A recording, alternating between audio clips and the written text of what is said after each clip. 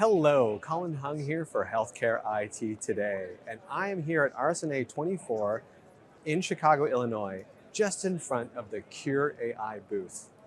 I've been on the hunt here at RSNA to look for practical and useful applications of AI in radiology.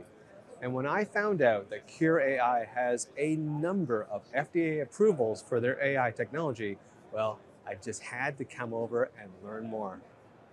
I'm about to sit down with Dr. Samir Shah, who's the Chief Medical Officer here at Qure.ai. I can't wait for you to hear our conversation. Let's get to it. Samir, welcome to the program. Thank you so much for having me. I'm excited to have you here because I want to ask you a question about your business decision around FDA approval for Qure.ai. But before we get there, can you, for the benefit of our audience, just tell us a little bit about your background and a little bit about Qure.ai? Sure thing. I'm a radiologist. I've been a radiologist for about 20 plus years. I live in Pittsburgh, Pennsylvania. I was a regular radiologist for a long time, and I got into teleradiology and worked for all of the major players in teleradiology, including Nighthawk, VRAD, RAD Partners, and eventually Envision Healthcare in Florida. And during my time there, over the last 4 or 5 years, I started to implement AI into practice and help radiologists with AI. So as I got more and more involved in that arena, I actually met with the Qure folks. I met with Prashant, and they were kind of looking for a CMO, US radiologist, and I was looking to move into that space. So it was kind of like a match made in heaven.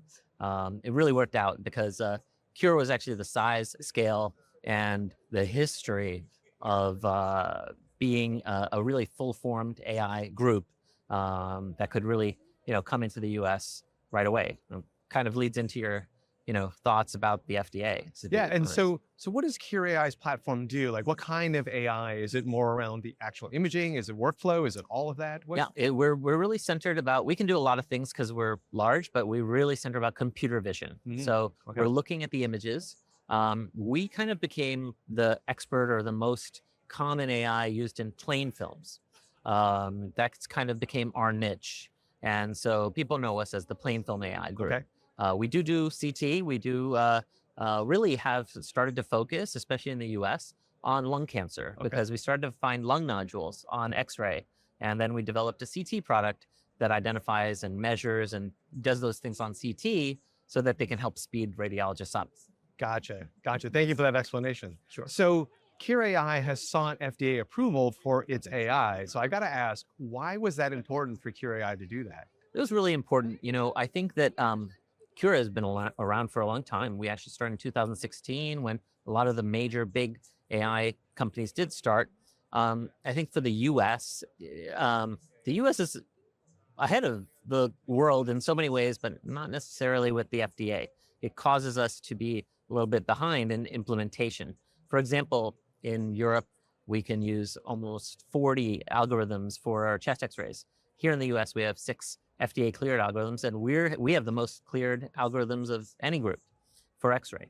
So I think that it's a necessary evil because, not an evil necessarily, but a necessary kind of slow down step. It's good because otherwise you kind of have a situation of the wild, wild west. You have to have some regulation over, is the AI really working? Is it not working? And so going through the FDA process is important. Now, that being said, it's very expensive, very expensive. You need a lot of, time and money. It takes up to a year to get some FDA clearances, and it takes pre-study, post-study. So there's a lot of effort involved in FDA clearance. I'm happy to say that Qure actually has more FDA clearances now than any other group. We have 18. So we've really gone from maybe being behind in FDA clearances to now being at the forefront. So it was very important for us. Congratulations on that. 18 is a lot. Yeah. So what I'm hearing you say is that it's really about confidence, it sounds like. When you have the FDA overlooking and that stamp, it is a stamp of approval to give confidence to the radiologist, whoever's using these algorithms to know, okay, at least it's passed some sort of muster. Is yes, that kind of? That's absolutely true. And things are changing all the time. We've actually seen the FDA ask much more rigorous questions, have much more rigorous standards as time has gone by because they know more about AI and how it works. Things like, you know, bias and drift and new concepts that weren't really thought about in the early days of AI. I want to talk to you about that because bias is something that we don't talk, I think, enough about in terms of AI, because a lot of the AI data that it's trained on is historic data. And we all know historic medical data is inherently biased. Yes. Racially, social, economically, it's not representative yet. Yes. Is the FDA and through its process kind of looking at that? Is that a growing concern or a growing area where they're doing some clarifications? It's a huge concern. It's actually a concern of radiologists. It's a concern, we're doctors. It's a concern of regulatory bodies. It's a big concern for so many people. And I'm happy to say that we think about these things now. And not only are our clients looking at bias, but we're looking at bias too. So is it a easy problem to solve? No, it is not. Even if you just say, am I being biased by the fact that there is AI? I can't get rid of that easily, right? Like I know that if AI says something is normal, unconsciously, I'm going to be swayed to think something is normal. You look for what you see. You look for what you see. Now, there's other types of bias that we should be able to do something about. So the FDA is very good about making sure that there's geographic diversity, multi-center, areas, so that we don't have like one study in one in vitro place where AI works, but then it doesn't work for the rest of the general population. Right. Because I've seen a lot of studies that say, hey, like they're doing some tests, obviously trials of AI, very hot, to say, hey, listen, we tried it in this population and it seems to work. Yes. But you look at that population and go, well, you tried it in this one medical center. Yes. And it is not representative. Correct. And I will say that as far as AI is concerned, I think we're actually doing a pretty good job. But if you look at what we've done in the past as a healthcare system, like for lung cancer, since that's one of our major foci, I would say that we looked at smokers. We looked at, generally white males who develop lung cancer.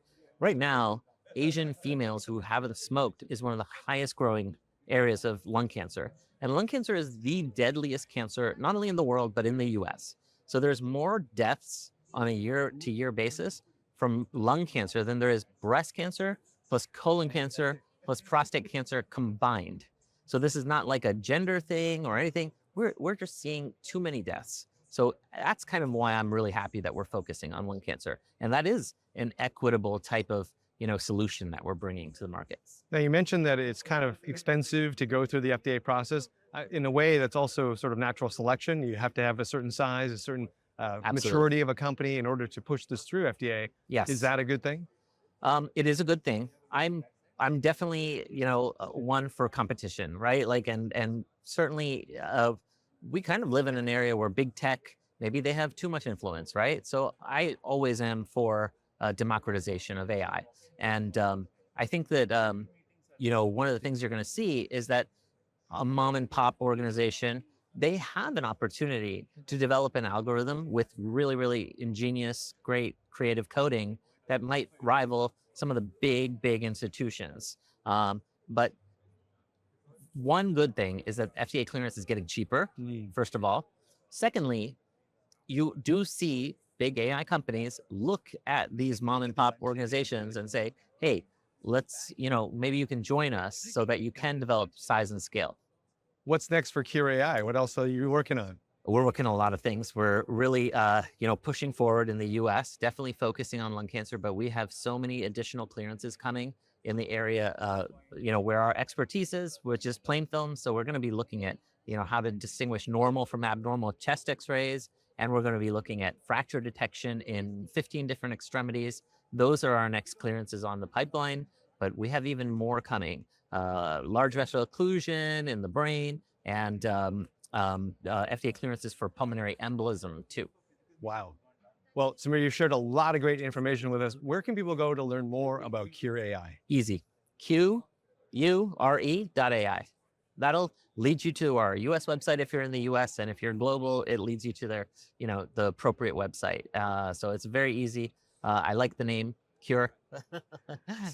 It's great. Well, thank you so much for your time. I really appreciate you being on the program. Thank you so much for the opportunity, Colin. Hey, I really want to thank Dr. Shah for coming on camera with me and really going deep into what Qure.ai offers. I really appreciated that they see the FDA process as something that's necessary and that it will actually build confidence in AI in radiology. And hey, if you like this interview, please mash that like button and click subscribe. Also, head over to healthcareittoday.com where you can find more great content like this. I'm Colin Hung here at the Qure.ai booth here at RSNA 24 in Chicago, Illinois. Thanks for being here, and I'll catch you on the next video.